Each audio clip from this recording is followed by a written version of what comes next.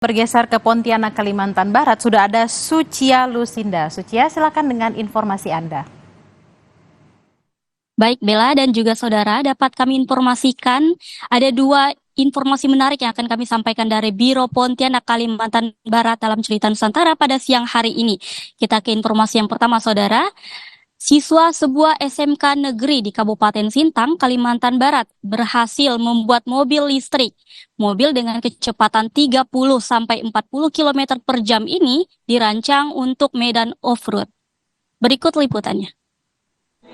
Dalam waktu sekitar 1 bulan, guru dan siswa SMK Negeri 1 Sintang berhasil menyelesaikan pembuatan sebuah mobil listrik. Mobil dengan kecepatan 30-40 km per jam ini dirancang untuk medan off-road. Sebelumnya, SMK Negeri 1 Sintang sudah pernah mendapat tantangan membuat motor listrik. Tantangan itu pun berhasil dijawab, sehingga tantangan dalam proses pembuatan mobil listrik dinilai tidak terlalu sulit. Mobil listrik ini kami ditantang oleh Bu Kadis selama 1 bulan dan alhamdulillah kami bisa menyelesaikan dalam waktu 3 minggu. Bisa berapa kilometer per jam?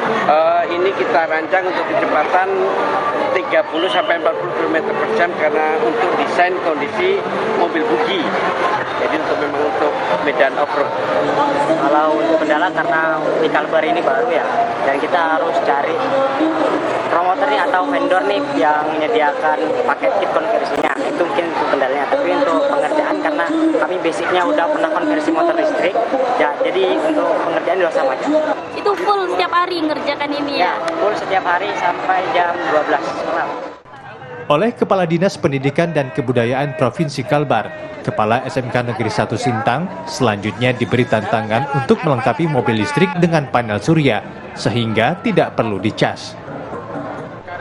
Setelah tes mengemudi, Kepala Dinas Pendidikan dan Kebudayaan Provinsi Kalbar, Rita Hastarita mengapresiasi kreativitas siswa dan guru SMK Negeri 1 Sintang.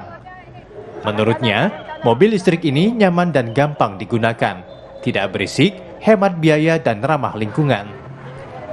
Saya apresiasi ya untuk sekolah, guru serta siswa yang sudah berhasil menjawab tantangan saya bulan lalu untuk membuat mobil listrik. Karena kan tahun lalu mereka berhasil nih buat motor listrik, jadi harus ada peningkatan.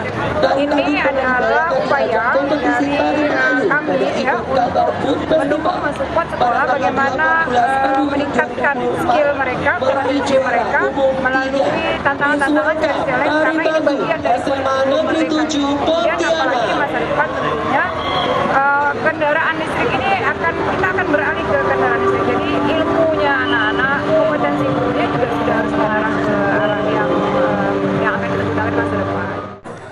Rita menyebut tidak menutup kemungkinan mobil listrik ini akan diproduksi lebih banyak dan bisa digunakan oleh masyarakat Kalbar. Sucia Lucinda, Kompas TV, Pontianak, Kalimantan Barat.